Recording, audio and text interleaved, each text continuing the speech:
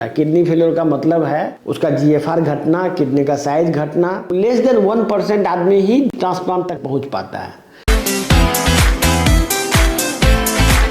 Welcome to Raghavan naturopathy. बहुत सारे लोग बोलते हैं उसका किडनी का साइज छोटा हो गया है। किडनी जब खराब होता है, जब उनका जीएफआर घटता है तो किडनी के अंदर में जो फिल्टर जाम हो जाता है, तो फिल्टर जाम होने से उसमें ब्लड सप्लाई भी घट जाता है। उसके वजह से किडनी का साइज घट जाता है। किडनी का साइज घटने को ही किडनी फेलियर बोलते हैं। बहुत सारे लोगों को ये कंफ्यूजन होगा कि किडनी फेलियर कुछ और होता है।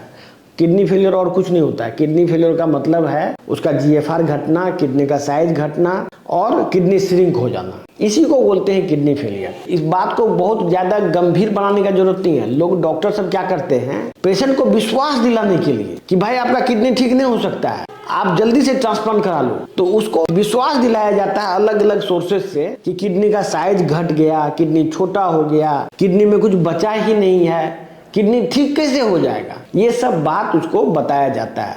ये सब निराशाजनक बातें हैं। ये सब बातें सोच के आदमी और ज्यादा निराश हो जाता है कि अब हम ठीक नहीं हो पाएंगे, और बहुत कम, लेस देन 1% आदमी ही ट्रांसप्लांट तक पहुंच पाता है। ज्यादातर आदमी तो मायूसी में अपना जीवन बिताता है। मेरा कहना है आपका किडनी, हम लोग क्या देख रहे हैं कि किडनी का साइज तो छोटा होने को ही तो बोलते हैं किडनी फेलियर। इसके बाद उसका डायलिसिस बंद हो जाता है। डायलिसिस बंद करने के लिए जो हम लोग प्रोटोकॉल बनाए हैं, उसको सेवन करने से उसका डायलिसिस बंद हो जाता है। तो किडनी का साइज छोटा होना एक डर दिखाने की बात है।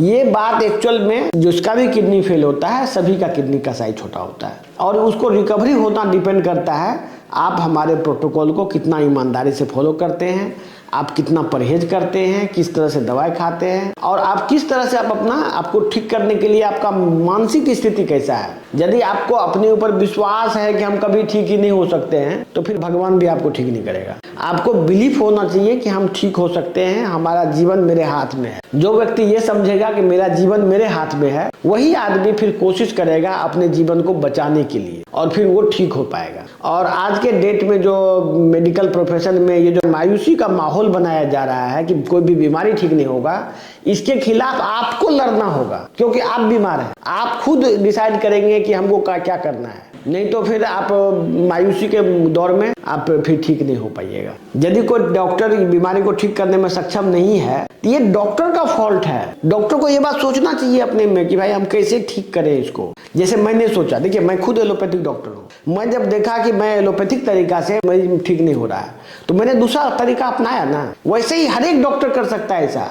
यदि कोई डॉक्टर को ऐसा लगता है कि एलोपैथिक तरीका से बीमारी ठीक नहीं हो सकता है, तो आप नेचुरोपैथिक तरीका अपनाओ, कोई भी मेथड अपनाओ जिस मेथड से बीमारी ठीक हो जाए। तो ये प्रॉब्लम डॉक्टर का है। डॉक्टर को पढ़ाई होती है, हर एक एमबीबीएस डॉक्टर को पढ़ाई होती है कि फूड क्या है, रिजेनरेशन कैसे होता है, डाइट कैसे होता है, न्यूट्रिशन का पढ़ाई होता है, ये सब पढ़ाई होता है सबको। हर एक डॉक्टर को चाहिए कि अपने मरीज को ये गलतफहमी ना फैलाए, उस मरीज को ठीक करने के लिए कोशिश करे। यदि वो कोशिश करेगा कोई डॉक्टर, तो खुद ही वो नेचुरोपैथी की तरफ उसका ध्यान जाएगा और उस तरीके से बीमारी ठीक करेगा। इसीलिए यदि कोई भी आदमी किडनी के मरीज है या कोई भी बड़ी बीमारी के मरीज है, तो आप निराशा वाली बात बिल्कुल माइंड से हटा दें। हम लोग हैं, हम लोग आपका मदद करेंगे, जिससे कि पूरे देश के लोगों को लाभ हो। धन्यवाद।